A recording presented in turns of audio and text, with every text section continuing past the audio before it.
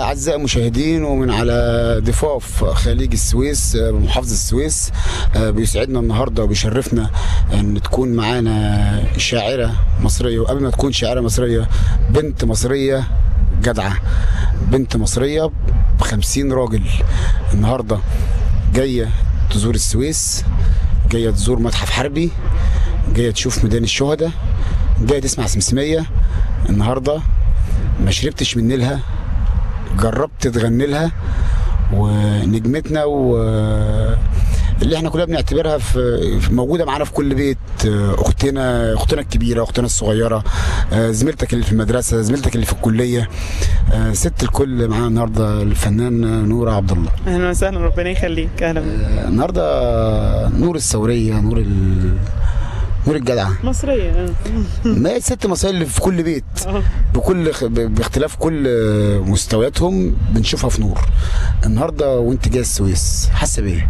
انا بحب السويس جدا جدا، يعني بحبها جدا، فطبعا حاسه ان انا بعمل حاجه حلوه جدا، وحاسه ان انا على ارض كلها بطولات واهلها ناس مش عاديين، ورمز للمقاومه بمعنى الكلمه. طبعا كل مدن القناه، بس السويس كمان يعني ليها معزه خاصه، فحاسه بسعاده فظيعه طبعا، مبسوطه ومرتاحه، وحاسه اني في مكان يعني طبيعي بالنسبه لي.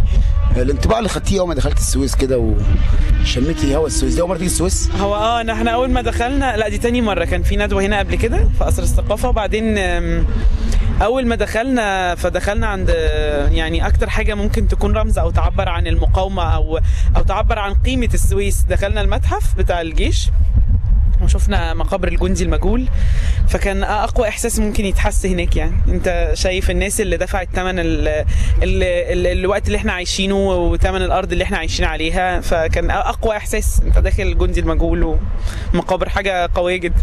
لو بصيتي كده بعينيكي خليج السويس ومدخل القنال، شعلة البترول وجبل عتاقة، بتمثل اي شاعر منظر زي ده؟ يعني محافظة غريبة عنا بس ساكنة قلوبنا حتى لو ما كناش بنيجي نزورها.